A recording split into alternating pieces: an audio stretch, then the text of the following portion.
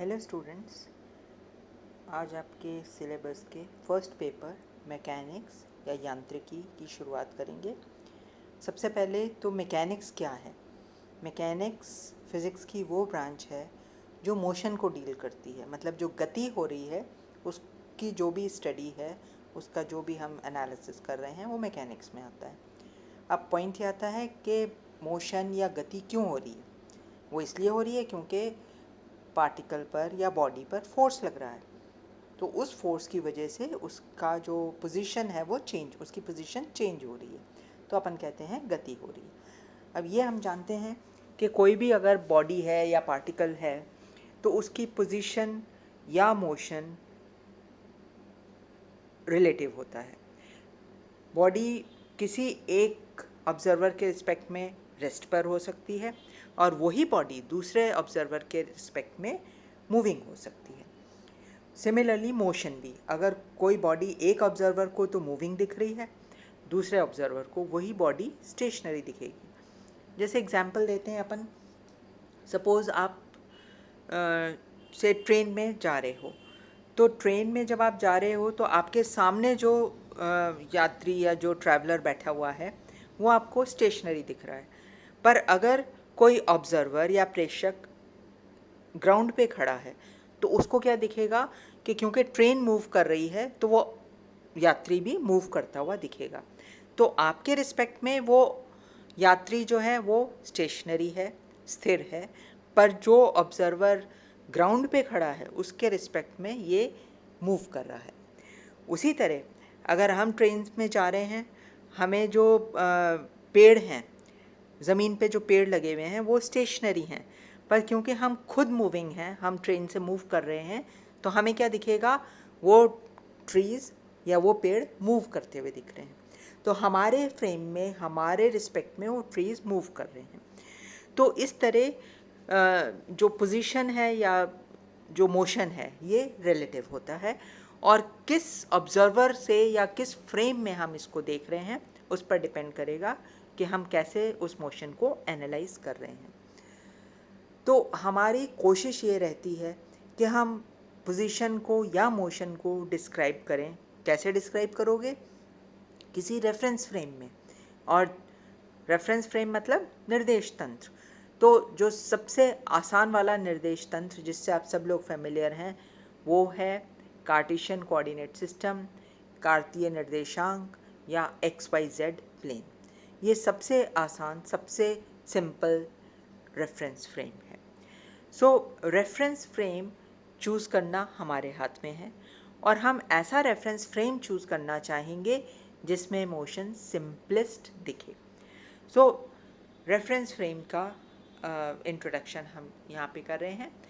Reference frame या frames of reference दो तरह के हो सकते हैं, इनर्शियल और नॉन इनर्शियल, मतलब जड़त्वीय निर्देश तंत्र और अजड़त्वीय निर्देश तंत्र। तो वह निकाय या पिंड जिसके सापेक्ष कण की स्थिति को व्यक्त किया जा सके उसे निर्देश तंत्र कहते हैं। तो a system with respect to which the position of a particle is expressed is known as reference frame. सरलतम निर्देश तंत्र मैंने आपको बताया कार्तीय निर्देशांक तंत्र है या कार्टेशियन कोऑर्डिनेट सिस्टम। आप सब लोग भी जानते हैं, अगर हम किसी पोजीशन, किसी पार्टिकल की पोजीशन बताना चाह रहे हैं तो हम कैसे बताएंगे? XYZ, और XYZ क्या है? उसके पोजीशन कोऑर्डिनेट्स इन कार्टेशियन कोऑर्डिनेट सिस्टम। सो किसी भी पार्टिकल को अगर हम उसके कोऑर्डिनेट्स बताना चाहते हैं तो सबसे पहले तो हम उसकी पोजीशन डिफाइन करेंगे। तो पोजीशन ऑफ पार्टिकल या कण की स्थिति, ये हम दो तरह से डिफाइन कर सकते हैं, या तो पोजीशन वेक्टर से या कोऑर्डिनेट से। तो जैसा फिगर में दिखाया हुआ है, हमारे पास एक रेफरेंस फ्रेम है, पॉइंट P है, तो उस पॉइंट का P का जो पोजीशन वेक्टर है वो R है, मतलब ओरिजिन से उसकी जो डिस्टेंस है उस पॉइंट की वो R है। सो इसका पोजीशन वेक्टर R से हम इसकी पोजीशन रिप्रेजेंट कर सकते हैं या इसके कोऑर्डिनेट से। तो अगर हम इसके कोऑर्डिनेट्स ले लें, सपोज XY, अगर 2 डायमेंशनल प्लेन है तो XY से हम इसके पोजीशन कोऑर्डिनेट्स डिस्क्राइब कर सकते हैं। अगर हम 3 डायमेंशनल स्पेस ले रहे हैं या त्रिविमीय हमारे पास आकाश है तो उस केस में p के कोऑर्डिनेट्स हो जाएंगे x, y और z। तो अगर हम OP को रिप्रेजेंट करें तो हमारे पास क्या आएगा, xi प्लस वाई जे प्लस जेड के। i, j और k x, y और z डायरेक्शन में यूनिट वेक्टर्स हैं। अब अगर हम किसी मूविंग पार्टिकल या गतिशील कण की स्थिति जानना चाहते हैं तो हमें क्या चाहिए, हमें उसके दो पोजीशंस या दो टाइम पर उसकी पोजीशंस चाहिए।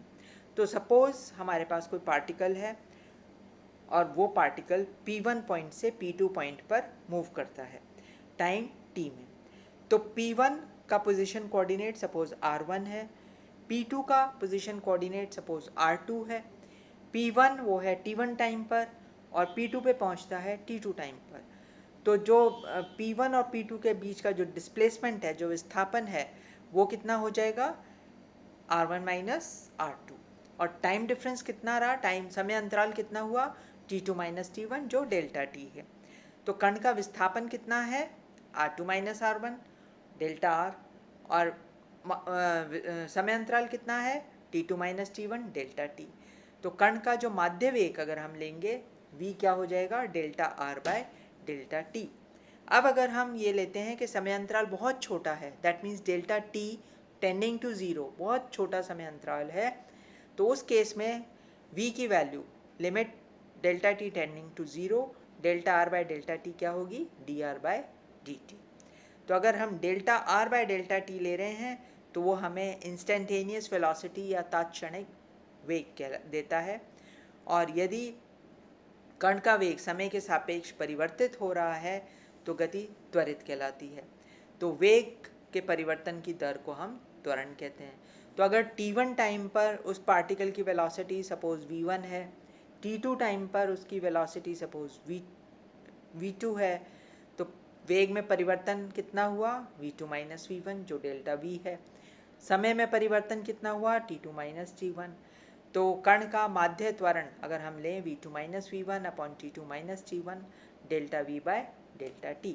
अगेन यहाँ पे भी यदि समय अंतराल सूक्ष्म है तो delta t tending to zero, तो वेग के परिवर्तन की दर हमें तात्क्षणिक त्वरण देगी, जो हम a से लिख रहे हैं, limit delta t tending to zero delta v by delta t, जिसको हम dv बाय dt भी कहते हैं। तो अब हम दो तरह के फ्रेम्स डिफाइन कर रहे हैं, इनर्शियल और नॉन इनर्शियल, जड़त्वीय और अजड़त्वीय। आप सब लोग जड़त्व के नियम से तो भली भांति परिचित हैं, you all are familiar with the law of inertia. तो न्यूटन्स लॉ ऑफ इनर्शिया जो हमें देता है वो क्या है कि a particle would continue to be in its state of rest और of uniform motion unless it is applied upon by an external force. तो किसी बाह्य बल की अनुपस्थिति में वस्तु अपनी स्थिर अवस्था या गतिशील अवस्था में रहेगी जब तक कि उस पर हम कोई बाह्य बल नहीं लगा रहे। तो ऐसे रेफरेंस फ्रेम जहाँ पे जड़त्व का नियम सिद्ध होता है, law of inertia holds good, जड़त्वीय निर्देश तंत्र कहलाते हैं। तो यदि किसी कण पर कोई बाह्य बल नहीं लग रहा है तो वह निर्देश तंत्र जिसके सापेक्ष इस प्रकार के कण की गति त्वरण रहित दिखाई देती है उसे हम जड़त्वीय निर्देश तंत्र कहते हैं। So inertial frame of reference, the reference frame in which the law of inertia holds, that is the motion of a particle appears non-accelerated in the absence of inertia, any external force. तो हम लोग ये जानते हैं कि law of inertia hold करता है, तो ऐसे फ्रेम्स जहाँ ये लॉ ऑफ इनर्शिया होल्ड कर रहा है, इनर्शियल फ्रेम्स या जड़त्वीय निर्देश तंत्र कहलाते हैं। सो अब क्वेश्चन ये उठता है कि ऐसे कौन से फ्रेम्स हैं जहाँ पे लॉ ऑफ इनर्शिया होल्ड नहीं करता, बिकॉज हमें पता है लॉ ऑफ इनर्शिया जो जड़त्व का नियम है वो तो सही है। दैट मीन्स ऐसा रेफरेंस फ्रेम होगा जहाँ पे हमने फोर्स नहीं लगाया पर फिर भी उसमें एक्सेलरेशन दिख रहा है, तो बाह्य बल की अनुपस्थिति में भी उसमें त्वरण हो रहा है। तो ऐसे फ्रेम्स अजड़त्वीय कहलाते हैं, उनके बारे में हम अभी आगे पढ़ेंगे।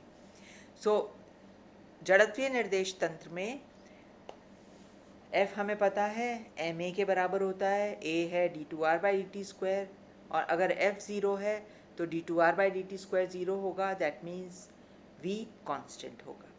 तो बाह्य बल की अनुपस्थिति में इस प्रकार के निर्देश तंत्र में कण नियत वेग से गति करता है। तो जड़त्वीय निर्देश तंत्र में न्यूटन के प्रथम और द्वितीय नियम सदैव वैध रहते हैं। और ऐसे निर्देश तंत्र क्या होंगे, या तो स्थिर वाले होंगे या नियत वेग से गति कर रहे होंगे। सो इनर्शियल फ्रेम में we know F is equal to ma, a है d2r/dt² और dv/dt। एक्सटर्नल फोर्स जीरो है, that means F is zero. F zero है, m जीरो हो नहीं सकता, that means dv/dt zero, that means v is constant.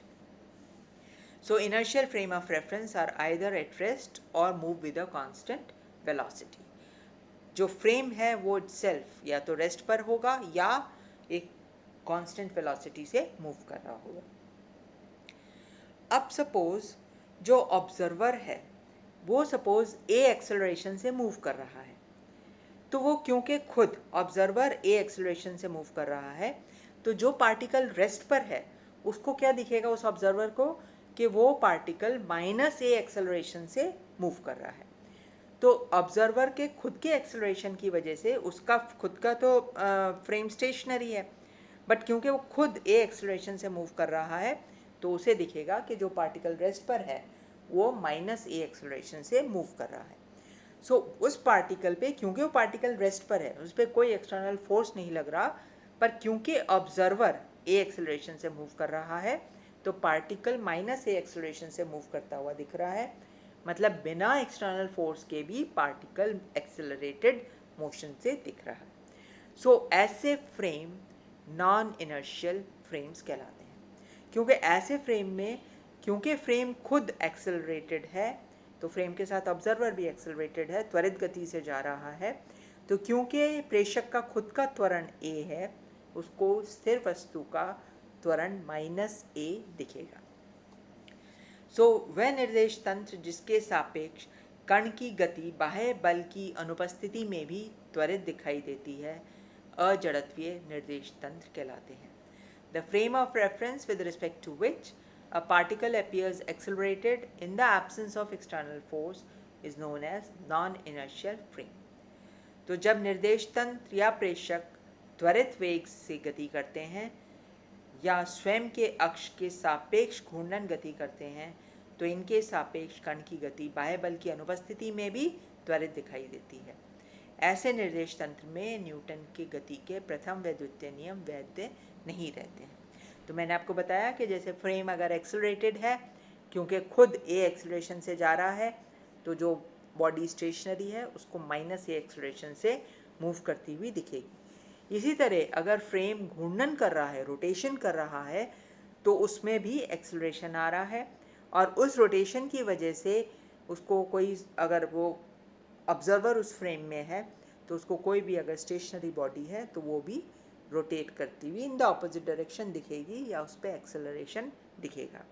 सो ऐसे non inertial frames जिनमें law of inertia hold नहीं करता है, न्यूटन के फर्स्ट और सेकेंड लॉ वैलिड नहीं है, ऐसे फ्रेम्स नॉन इनर्शियल फ्रेम्स कहलाते हैं।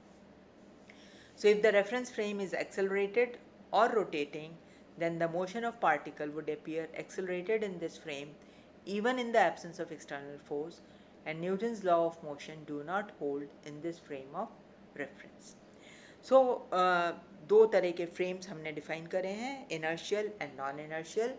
अगर फ्रेम स्टेशनरी है या कांस्टेंट वेलोसिटी से मूव कर रहा है तो इनर्शियल फ्रेम होगा। अगर फ्रेम एक्सेलरेटेड मोशन है, किसी त्वरण से मूव गति कर रहा है या रोटेट कर रहा है, तो घूर्णी निर्देश तंत्र या त्वरित निर्देश तंत्र अजड़त्वीय निर्देश तंत्र होते हैं। सो मैंने आपको बताया कि रेफरेंस फ्रेम चूज़ करना हमारे हाथ में है, और हम ऐसा रेफरेंस फ्रेम चूज़ करना चाहेंगे जिसमें मोशन हमें या गति हमें सबसे आसान दिखे। पर आपको कोई प्रॉब्लम दी हुई है, उसमें आपको लग रहा है कि रेफरेंस फ्रेम ठीक नहीं है, आप अपने हिसाब से दूसरा रेफरेंस फ्रेम चूज़ कर सकते हो, उसकी एनालिसिस कर सकते हो, बट अगेन आपको रिज़ल्ट तो ओरिजिनल फ्रेम में चाहिए, तो आप वापस उसी पुराने वाले रेफरेंस फ्रेम में आओगे। तो एक रेफरेंस फ्रेम से दूसरे रेफरेंस फ्रेम में जब हम मूव करते हैं तो हम ट्रांसफॉर्मेशंस करते हैं। तो कोऑर्डिनेट या किसी वस्तु का जो निर्देशांक है, एक रेफरेंस फ्रेम में कुछ हो सकता है, दूसरे रेफरेंस फ्रेम में कुछ और हो सकता है, पर उन दोनों रेफरेंस फ्रेम में इसके निर्देशांक जो हैं उनके बीच में कुछ संबंध होगा, और वो कहाँ से मिलेगा हमें? कोऑर्डिनेट ट्रांसफॉर्मेशन से या निर्देशांक रूपांतरण। तो जैसे इसमें फिगर में दिखाया गया, हमारे पास दो फ्रेम्स हैं S and S dash. Frame S है XYZ, फ्रेम S डैश है X dash Y dash Z dash. अब कोई पार्टिकल P अगर हम कंसिडर कर रहे हैं, फ्रेम S में उसके पोजीशन कोऑर्डिनेट है R, फ्रेम S डैश में उसका पोजीशन कोऑर्डिनेट है R डैश, और फ्रेम S और S डैश के जो मूल बिंदु हैं, जो ओरिजिन है, उनके बीच का जो पोजीशन वेक्टर है वो है R0। तो हमारे पास जो रिलेशन आएगा, एक वेक्टर डायग्राम बन गया, R dash is R minus R0। अगर हम इसको डिफ्रेंशिएट करते हैं तो D are dash by D T is D R by D t minus D R zero by D T. यहाँ एक चीज़ और एम्फोसाइज करना चाहेंगे कि टाइम जो है वो सेम है, चाहे आप फ्रेम S में मेजर कर रहे हो, चाहे फ्रेम S डैश में मेजर कर रहे हो, क्योंकि यहाँ पे जब हम काम कर रहे हैं तो वेलोसिटी बहुत कम है वेलोसिटी ऑफ लाइट के कंपैरिजन में, तो टाइम अप्रॉक्सीमेटली कांस्टेंट है। जब आप लोग सेकेंड ईयर में सापेक्षता का सिद्धांत पढ़ोगे, स्पेशल थ्योरी ऑफ रिलेटिविटी करोगे, उस केस में वेलोसिटी जो है वेलोसिटी ऑफ लाइट के ऑलमोस्ट उसी रेंज में होती है। उस केस में टाइम अलग हो जाता है। तो फ्रेम S में जो आप टाइम देख रहे हो और फ्रेम S डैश में जो टाइम देख रहे हो वो अलग अलग होंगे। बट अभी जब आप इस रीजन में काम कर रहे हो जहाँ वेलोसिटी जो है c से बहुत कम है, प्रकाश के वेग से बहुत कम वेलोसिटी पे हम काम कर रहे हैं, तो टाइम कांस्टेंट रहता है, चाहे आप फ्रेम S में मेजर करो चाहे फ्रेम S डैश में मेजर करो। सो हमारे पास ये रिलेशन आ गया। अब बिकॉज R0 तो कांस्टेंट है, क्योंकि फ्रेम S और S डैश एक नियत दूरी पर स्थित हैं, तो R0 कांस्टेंट है, तो D R zero by D T zero है। That means D are dash by D T is equal to D are by D T. That means velocity v dash is equal to v। तो frame S dash में चाहे velocity हम देखें या frame S में velocity देखें, same रहेगी। dv by D T या dv dash by D T भी बराबर है। That means a dash is equal to a। इस तो त्वरण भी चाहे फ्रेम S में देखो चाहे फ्रेम S डैश में देखो सेम रहेगा।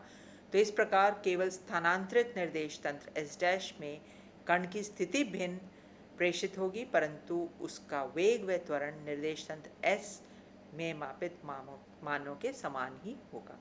तो फ्रेम S के रिस्पेक्ट में फ्रेम S डैश एक ट्रांसलेटेड फ्रेम है, जस्ट एक डिफरेंट पोजीशन पर सिचुएटेड है, मूव नहीं कर रहा, रेस्ट पे है। तो फ्रेम S और S डैश में पोजीशन चेंज होगी पार्टिकल की, बट वेलोसिटी और एक्सेलरेशन सेम रहेगा। Next we move to coordinate transformation in reference frames having uniform relative motion of translation। तो एक समान आपेक्षिक स्थानांतरीय गतिशील निर्देश तंत्र में निर्देशांक रूपांतरण। पहले हमने करा कि फ्रेम S और S डैश स्टेशनरी हैं, बस फ्रेम S डैश कुछ डिफरेंट पोजीशन पर सिचुएटेड है। अब हम करेंगे फ्रेम S एक इनर्शियल फ्रेम है, स्टेशनरी है, फ्रेम S डैश उसके रिस्पेक्ट में एक कांस्टेंट वेलोसिटी से मूव कर रहा है। तो यदि निर्देश तंत्र S डैश निर्देश तंत्र S के सापेक्ष नियत वेग v से गति कर रहा है, t इज इक्वल टू 0 पर दोनों तंत्रों के मूल बिंदु संपाती हैं, तो समय t इज इक्वल टू 0 पर O डैश का O के सापेक्ष स्थिति सदिश R0 Vt होगा। तो यहाँ पे we have two reference frame S and S dash. S is stationary, S dash is moving with a constant velocity with respect to frame S. t is equal to 0 पर S और S dash के origins coincide कर रहे हैं। Frame S stationery है, but क्योंकि frame S dash v velocity से move कर रहा है, तो t टाइम बाद फ्रेम S dash का जो ओरिजिन है वो S के ओरिजिन के रिस्पेक्ट में vt डिस्टेंस ट्रैवल कर चुका होगा। सो हमारे पास r डैश आएगा r माइनस R0। R0 क्या है? vt। So r dash is equal to r minus vt। अगर हम इसको डिफ्रेंशिएट करें तो कण का वेग v डैश हो जाएगा d are dash by D t, जो किसके बराबर है? D are by D t minus v. तो u डैश हो जाएगा u minus v. That means velocity भी चेंज हो जाएगी। अगर हम एक्सेलरेशन लेना चाहें तो a डैश होगा d you dash by D t, जो किसके बराबर होगा, d you by D t minus d we by D t. V constant है तो D we by D T zero होगा, that means D you by D T. So D you dash by D T is equal to D you by D T, that means A dash is equal to A. तो acceleration same रहेगा, position और velocity change हो जाएंगी। तो इस प्रकार एक समान आपेक्षिक स्थानांतरीय गति में स्थिति व वेग क्रमशः परिवर्तित प्रेषित होंगे, परंतु त्वरण अपरिवर्तित रहेगा। So in reference frame having uniform relative motion of translation, the position and velocity would appear changed, but acceleration would not change. Next we come to the transformation in an inclined frame. निश्चित कोण से झुके निर्देश तंत्र में रूपांतरण। तो यहाँ हमने एक सिंपल लिया है एक्स वाई जेड फ्रेम के रिस्पेक्ट में एक्स डैश वाई डैश और जेड एक्सिस कोइंसाइड कर रही है, बट एक्स और एक्स डैश में एंगल सपोज थीटा है और ये एंगल थीटा कांस्टेंट है। सो सिंपल ट्रांसफॉर्मेशन इक्वेशन अगर हम लेंगे तो x dash is x cos theta plus y sine theta, simple आप लोग इसको फेमिलियर हैं। Y dash is minus x sine theta plus Y cos theta. अब इसको हम अगर इस फॉर्म में लिखना चाहें तो x dash is x cos x dash O X, theta ही है, इसको हमने डिफाइन कर दिया एक्स डैश ओ X plus Y cos x dash ओ वाई। वाई डैश क्या है, एक्स कॉस वाई डैश ओ एक्स और वाई कॉस वाई डैश ओ Y. तो सिंपल वही इक्वेशंस हैं, हमने इनको एंगल को डिस्क्राइब कर दिया है, नेम कर दिया। अब अगर हम 3 डायमेंशनल एक्सिस लेते हैं, 3 डायमेंशनल ट्रांसफॉर्मेशन ले रहे हैं, तो एक्स डैश होगा एक्स कॉस एक्स डैश ओ X plus Y cos x dash ओ Y, Z cos x dash O Z.